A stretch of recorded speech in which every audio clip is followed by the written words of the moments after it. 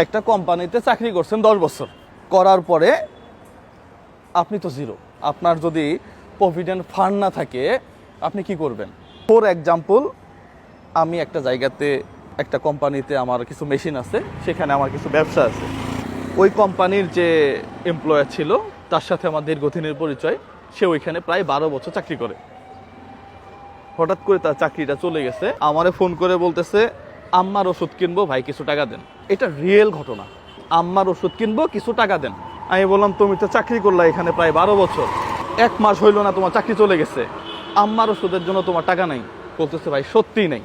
আপনি বুঝেন, ওর যদি 2-3 মাস এইভাবে ব্যাকআপ থাকার লাগে অন্য কোথাও যদি চাকরি সে না পায়, ও কি করবে?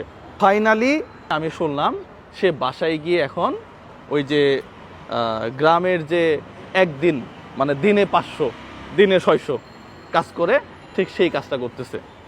সে বিয়ে করছে, তার বাচ্চা আছে।